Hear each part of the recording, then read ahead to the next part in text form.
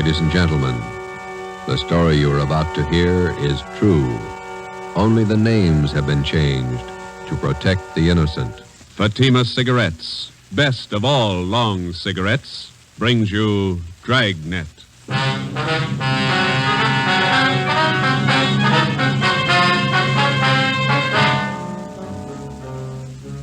You're a detective sergeant. You're assigned to robbery detail. 2 armed bandits have robbed a large jewelry store in your city. One of the suspects escapes. One is apprehended. He's identified as a friend of yours. Your job, send him to prison. If you want a long cigarette, smoke the best of all long cigarettes. Smoke Fatima. Fatima is the long cigarette which contains the finest Turkish and domestic tobaccos superbly blended to make Fatima extra mild.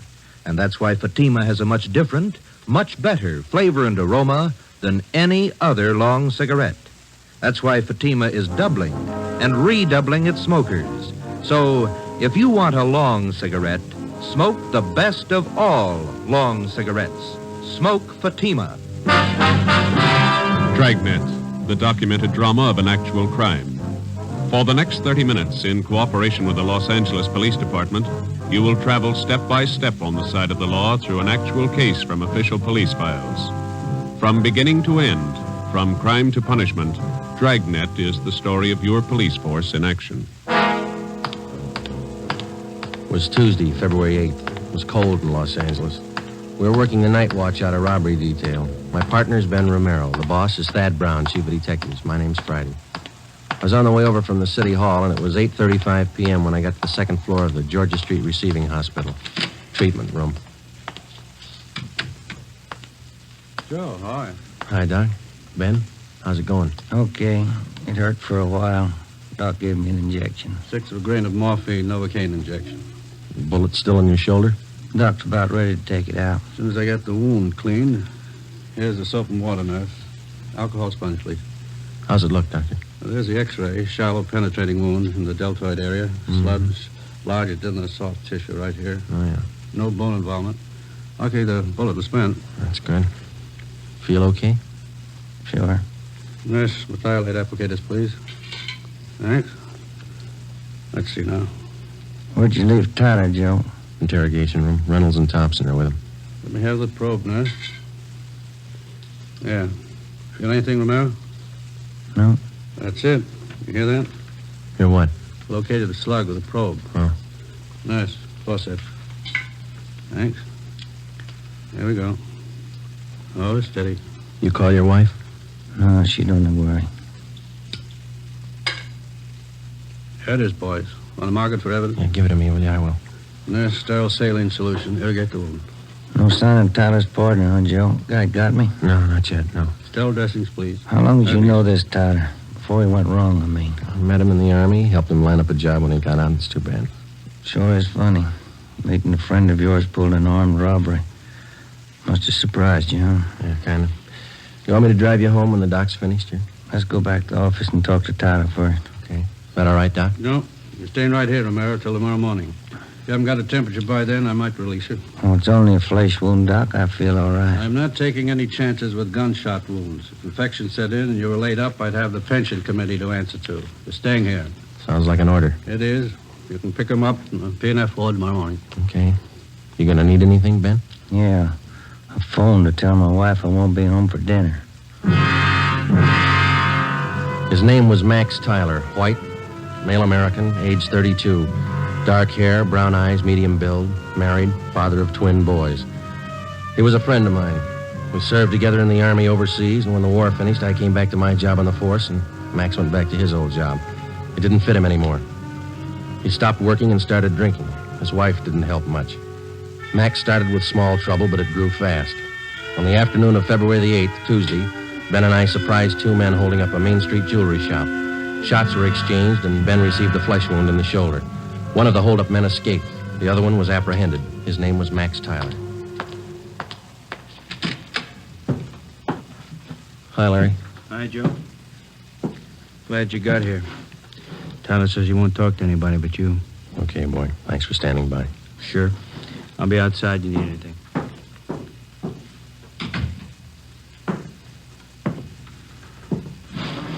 Max, Joe? you're in deep this time. You shot a cop. I didn't. This guy was with me. I didn't fire once. You were in on the job. Yeah. Then don't expect presents. I don't expect anything, Joe. Glad you came back. I don't want to talk to those other cops. I work in the same department they do, same Well, job. it's easier to talk to you. What's your story? I was crazy to try it. No alibis, Joe, but I didn't know what I was doing, believe me. I just didn't realize. I won't buy it, Max. You told me the same thing 14 months ago when they picked you up for those bum checks you were passing.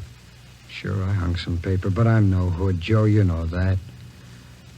I was drinking. I needed dough for Dorothy and the kids. You gotta believe me. I need a break. You said that before, too. I went to bat for you, got off with 6 months and 3 years probation. Now you turn up with another caper. I know, Joe, I know. I'm sorry. You're sorry once, Max, and it works, but one free ride's enough for anybody. Now, that's it. Did I say I wanted that kind of a break? I'll serve my time, Joe. I'll serve every day I owe. I mean, what can you tell me you couldn't have told the other cops? I want to ask you a favor. Yeah? I know you're going to hook me on this. So while I'm doing my time, Dorothy and the kids are staying with relatives out in Inglewood. If you're... Well, just keep an eye on them, you know, Joe. I don't mean dough. Dorothy can work with... Kind of watch out for them, huh? Give them a break, Joe. It's not their fault. You do it, Joe? Yeah. Sure, I'll take care of it. Now, you do something for me. Anything you want, guy. Let's have the straight story. Who was the guy with you on that holdup this afternoon? Cresta, George Cresta, you know him. Out of Folsom, short guy, black hair? Yeah, he's got a room above the Red Owl Bar down on East 3rd near Broadway. That's where he hangs out. Where can we find Cresta now? Oh, maybe there, I don't know. I'll give you a list of the places he goes. Some of his friends I've met. He sure roped me in. Said there wasn't going to be any rough stuff. You were carrying an S&W 38. Sure. When they got outside the jewelry shop, Cresta jammed the gun in my hand. I had to put it away, get it out of sight. Believe me, Joe, he roped me into this. It sounds like an alibi, I know, This but is your second time around, Max. It sounds like one. Okay, I got nothing coming. Don't forget about Dorothy and the kids. Huh? I promised you. Now, you want to give me a full statement on the holdup now? Anything you say, Joe. I'll call for a stenographer. Joe. Yeah, I'm sorry. I am. I believe you. You got the feeling too late, that's all. Max Tyler was arraigned in municipal court 2 days later. Bail was set at $10,000. 3 days after that came his preliminary hearing in municipal court. At his arraignment in Superior Court, 5 weeks after he'd been apprehended, Tyler entered a plea of not guilty.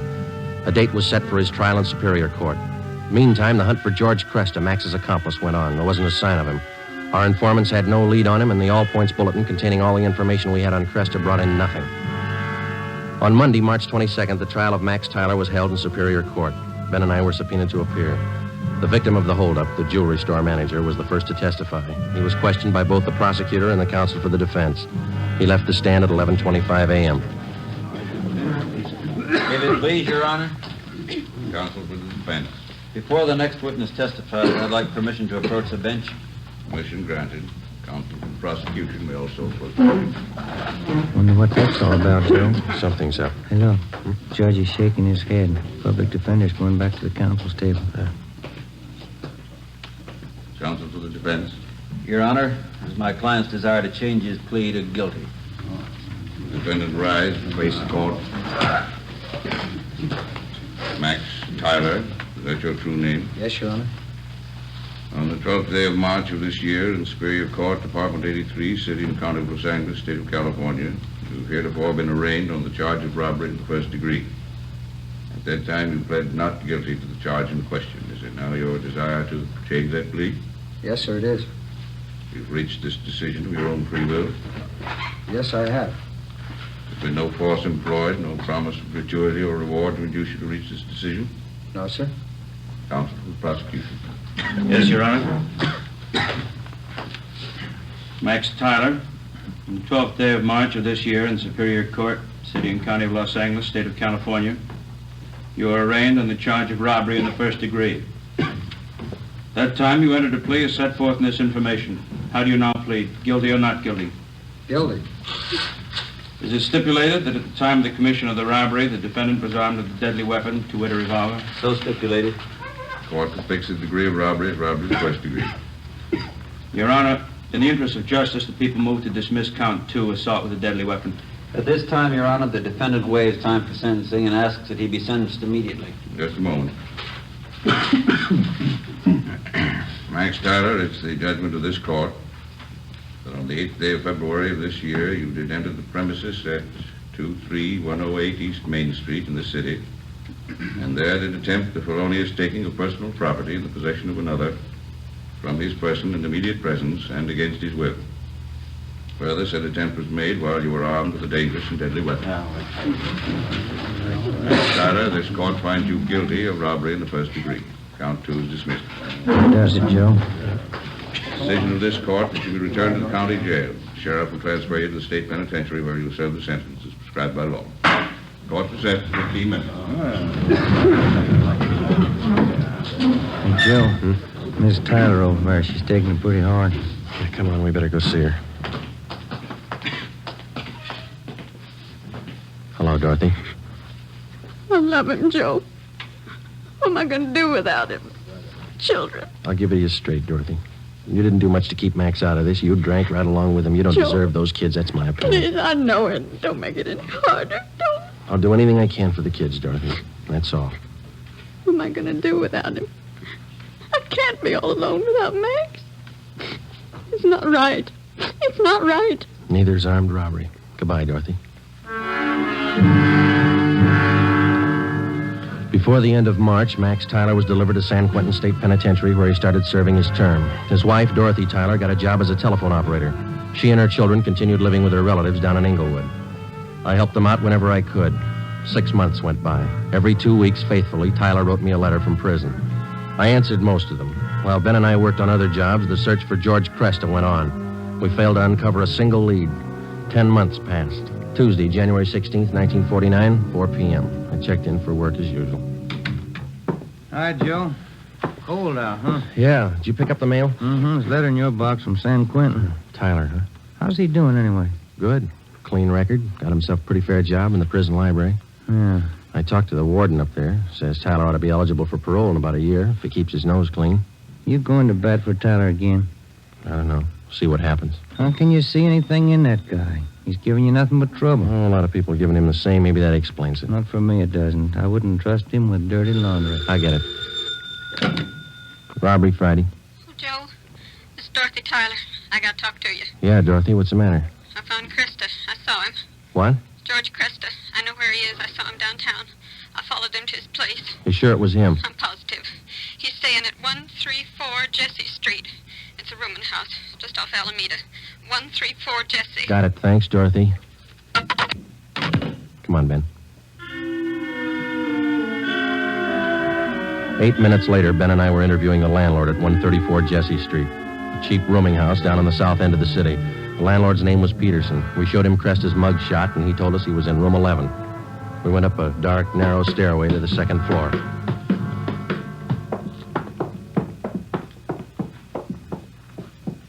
And here we are, number 11. All right, stand clear. I'll try the door. Mm-hmm. It's open. Yeah. Joe, have a look. He's asleep. He's passed out. Come on, slip the cuffs on him.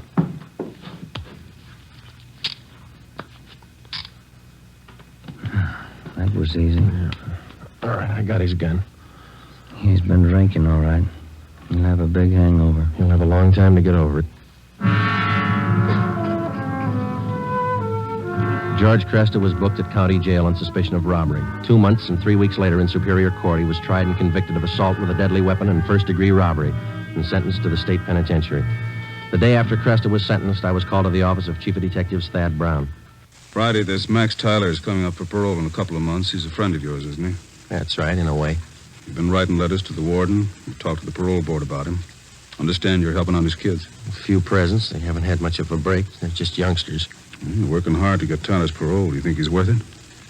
Well, I was off both him and his wife, and then she gave us that tip about Cresta, and Tyler's got such a good record up at Q, I figured they'd earned another chance. You're sticking your chin out, Joe, helping a con to get a parole. I think you'll realize that. Well, I believe he's a good risk now, Chief. He's pretty weak in some things. He needs direction, that's all. His wife's getting better. She might help more than she did. I hope both of them are worth it. If anything happens, I know I'm going to get it from all sides. You really think some men deserve another chance, don't you? Yes, sir, I do. I wouldn't want you working for me if you didn't. 2 more weeks went by. Tuesday, April the 19th. Ben came down with a bad cold and had to lay off work. At the same time, a new gang started a hold-up campaign among the liquor stores out in the Wilshire district. A new rash of armed robberies broke out in the central area. There was an attempted bank robbery. It was a bad week. Ben got back to work on Saturday. Rough time, huh, Joe? Busy, yeah. Did you beat that cold all right? Sure, I feel much better. Doctor gave me some new medicine. Works good. That's fine. Maybe I'll knock off early tonight if nothing's doing. That's a good idea. Shouldn't be too much tonight. Teletype for you. Just came in. Oh, thanks, Larry. Sure. What's the matter, Joe? What is it? Max Tyler. He broke out of prison this morning.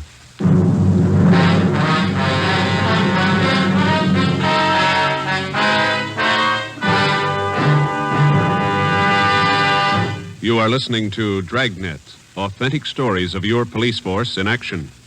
And now, here's an authentic report from Fatima Cigarettes. In 1949, Fatima doubled, tripled, and quadrupled its smokers. In 1950, enjoy Fatima yourself. You'll find Fatima extra mild. Because Fatima is the long cigarette which contains the finest Turkish and domestic tobacco superbly blended to make Fatima extra mild. You'll find Fatima tastes much better. Fatima's superb blend gives you a much different, much better flavor and aroma than any other long cigarette. You'll find Fatima tops in cigarette quality.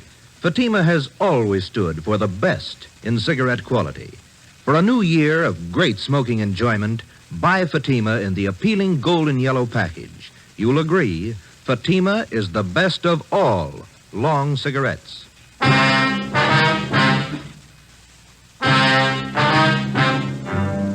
In the course of his career, the police officer is afforded 2 diverse views of the criminal. At first, the rookie cop is taught to distrust the criminal at every turn, without exception. He's schooled in the 1,001 ways in which the criminal operates, his psychology, his mode of operation. Then, when he's thoroughly acquainted with the methods of the criminal and how best to detect them, the police officer starts to learn the most difficult lesson of all: how to distinguish between the confirmed criminal and the lawbreaker, in whom there is hope of rehabilitation. After 9.5 years of police work, my first experiment in this field was with Max Tyler. I'd given him 2 chances to prove himself, and he'd lost on both of them. So did I. 2 months before his parole hearing, which might have given him his freedom, Max Tyler had suddenly decided to escape.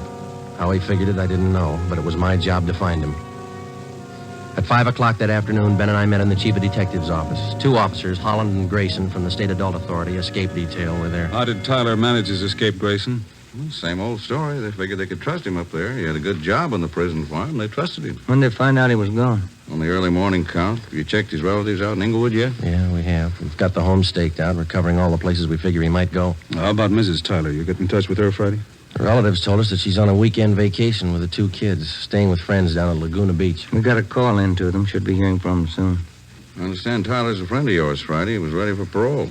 Yeah, I was trying to help it along. I thought the guy deserved a break. He didn't need you, Joe. He made his own. I know he was feeling bad. You weren't the only one fooled, Friday. He had the prison officials buffaloed, too. Yeah, I know. I helped convince them. You got any leads on Tyler at all, Grayson? I mean, from the time he broke prison? Pretty strange. They traced him as far as Stockton, and then they lost the trail completely. The Stockton police in on the search? Yeah, sure funny. The guy has no money, no car we know of, no change of clothes. You figure he's getting help from somebody? Could be. Excuse me a minute. Brown speaking. Yeah, just a moment. You, Friday. Well, thank you. Friday? Yeah. When? Where? Just a minute. Will you hold on, please? It's the Tyler's friends down at Laguna Beach. Mrs. Tyler there? No, she called him last night about 7 o'clock. Told him she'd changed her plans. She wasn't coming. She told them where she was going? She wanted to know which highway would take her to Stockton. We told the Tyler's friends in Laguna Beach to contact us immediately if they heard from either Mr. or Mrs. Tyler.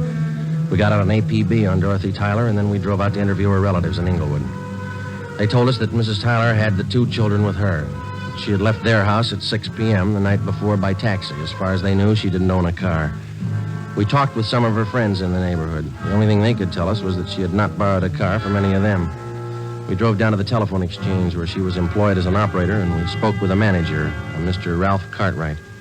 I'm sorry, gentlemen. This is Mrs. Tyler's night off. Is there something I can help you with? When is Miss Tyler due back at work, Mr. Cartwright?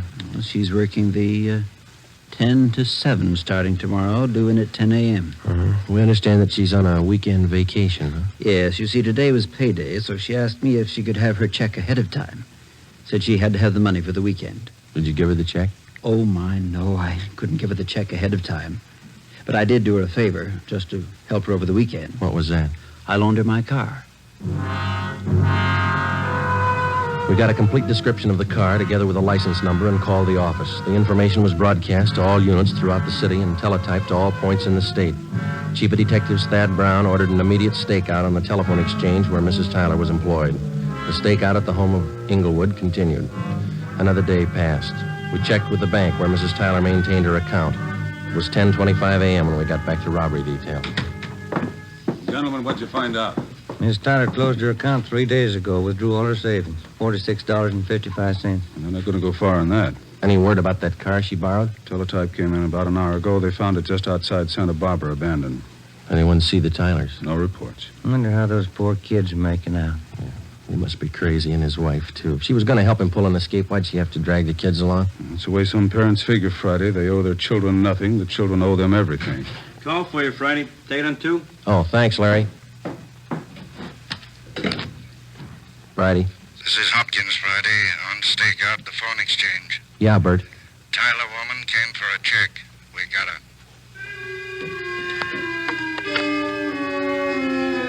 Dorothy Tyler was brought into the city hall. With her was one of her children. He was delivered to the juvenile authorities for the time being. Mrs. Tyler was brought to the interrogation room. She refused to admit anything to the officers from the adult authority. She said she wanted to talk to me. I went in. She threw her arms around me and started crying. Joe, you won't let him get Max, will you? You won't let him. I'm after him as much as they are, maybe more. Where is he? I can't tell you. Why'd you do it, Dorothy? Why? Oh, you know why, Joe. You know why. I had to see him. I had to be with Max. It's a bum deal. You traded days for years. They can't get him. If I don't tell them where he is, they won't find him. They'll find him. He's got to eat, so do you and the kids. He has to go to work, and working with a gun is all he knows. He'll leave a trail. We'll find him. Children? What have they done to the children? Where's Jimmy? They're taking care of him. That's more than you did. Where's your other boy, Vance? Max. Max has him. Oh, that's fine. You and Max ought to be real proud of yourselves. I had to see him. You know that. I had to see Max. Has he got a gun? Has he? Yes. Has he used it? No. He just thought he might need it. He hasn't hurt anyone. I swear it. You helped him escape, is that right? You helped him. He needed help. I met him at San Rafael. We drove all night. He didn't hurt anyone, Joe. He hasn't hurt anyone. Where is he now? Where is he? All right, Dorothy, we'll find him. Joe, if I tell you, will you go alone? I can show you the way. Will you go alone? Yeah? All right. I'll take you to him, Joe. I trust you. Yeah, I trusted him once, too. 5 p.m., Monday, April 25th. Dorothy, Tyler, Ben, and I got in the car and headed north for the coast town of Santa Maria. Acting under orders of Chief of Detectives Thad Brown, Larry Thompson from robbery detail followed in another car. Holland and Grayson from the State Adult Authority were with him. It was 10 minutes past 8 when we drove through the town of Santa Maria. Just outside the city, Dorothy Tyler directed us to turn off onto a dirt road. We drove about 2 miles. She told us to pull up.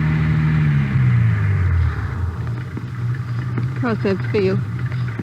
Shack by those trees. Lonely out here. I'll go with you, Joe. Maybe Max won't understand. Oh, you stay here. Joe, that car stopped here. It's cops, Dorothy. It had to be. They won't shoot unless Max does. But you promised. You said you'd go alone. I'll go alone.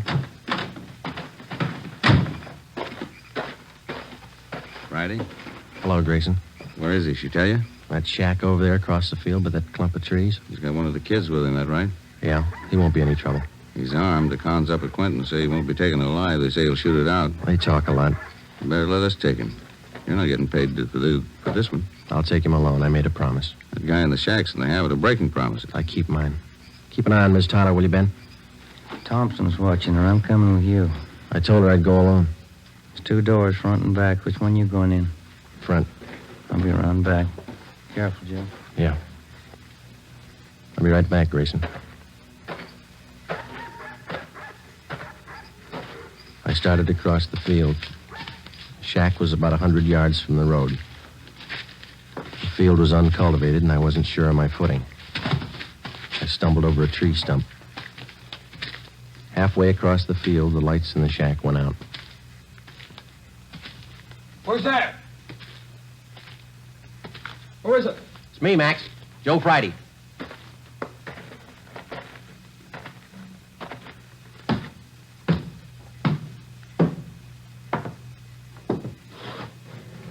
Max? Come on, open up. All right, Max.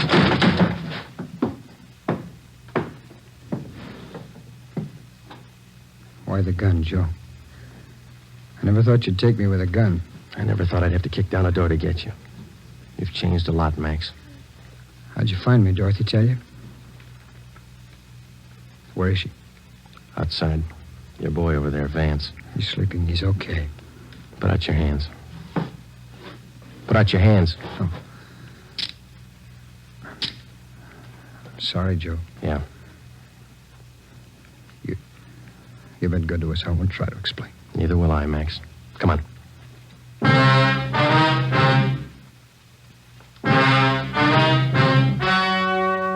The story you have just heard was true.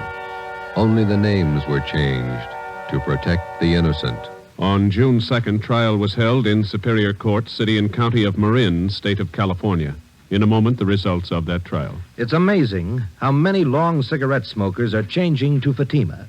Here are the actual figures. New York Division. Fatima sales up 132%. Los Angeles Division. Fatima sales up 545%. St. Louis Division. Fatima sales up 548%.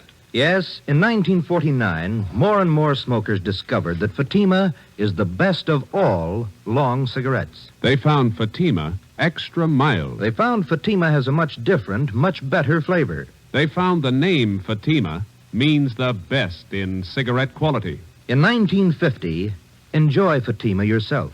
Best of all long cigarettes.